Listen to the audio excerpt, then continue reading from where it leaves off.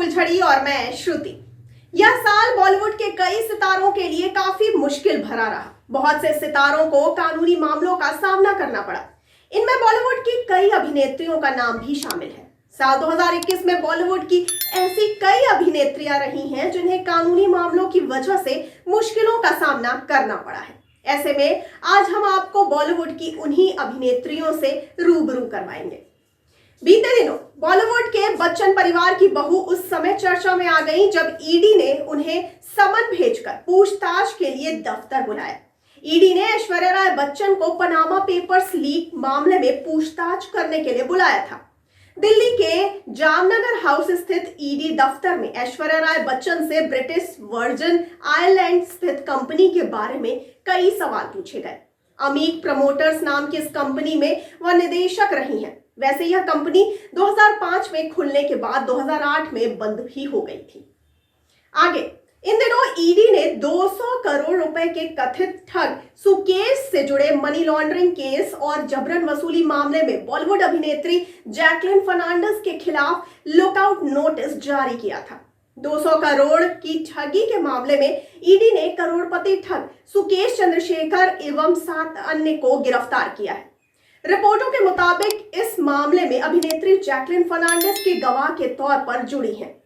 Chargesheet में आरोप है कि सुकेश ने जैकलिन फर्नांडिस को महंगे गिफ्ट देने और सैर सपाटा कराने पर जमकर ठगी का पैसा लुटाया था, जिसके चलते जैकलिन फर्नांडिस से ईडी पूछताछ के लिए दफ्तर बुलाती है। इसके चलते अभिनेत्री को देश के बाहर न जाने के आदेश भी दिए गए हैं। आपको बता दें कि ठग सुकेश चंद्रशेखर की ओर से किए गए 200 करोड़ की ठगी के मामले में जैकलिन फर्नांडिस के साथ साथ अभिनेत्री नोरा फतेही का नाम भी शामिल है, जिसके लिए इन दोनों अभिनेत्रियों पर प्रवर्तन निदेशालय का शिकंजा कसा हुआ है। सुकेश ने इन दोनों को महंगे गिफ्ट देने और सैर सपाटा कराने के ठगी का पैसा लुटाया। रिपोर्टों के मुताबिक इस मामले में नोरा फतेही गवाह के तौर पर जुड़ी है। इस मामले में नोरा फतेही ईडी दफ्तर के कई चक्कर काट चुकी हैं।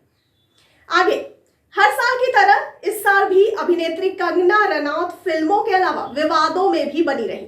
इस साल वह कई मुद्दों पर बयान देने के बाद विवादों में आई थी। फिर चाहे कृषि बिल पर किसानों के मुद्दे पर बयान देना हो या फिर बॉलीवुड फिल्म इंडस्ट्री पर, कंगना रनौत कई मौकों पर विवादों में रही।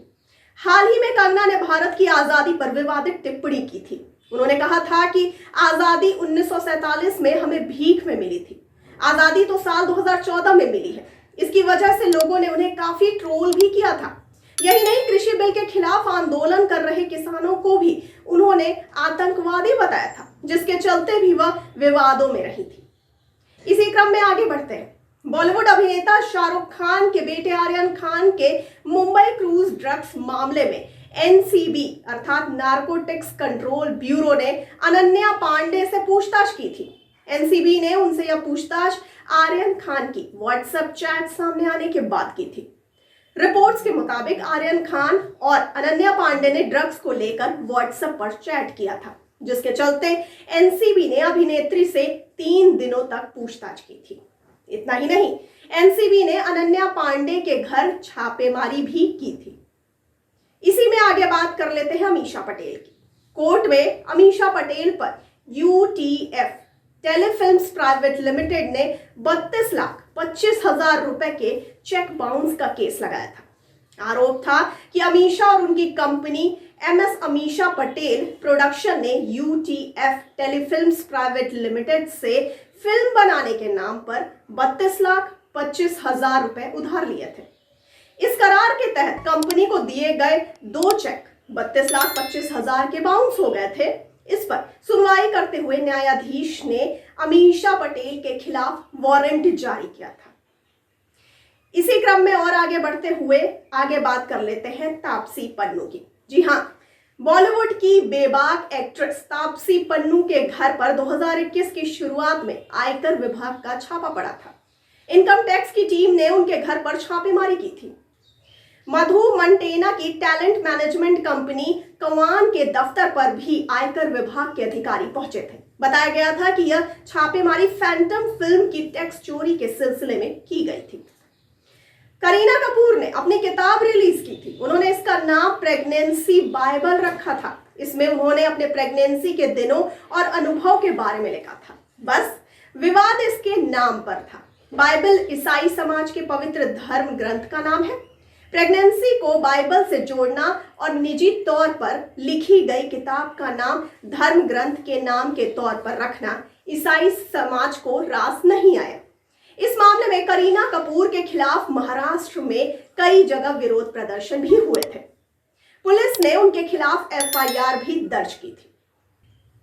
आगे बात कर लेते हैं। इंडस्ट्री की डिंपल गर्ल यानी एक्ट्रेस प्रीति जिंटा भी कानूनी पचड़े में फंस गई थी।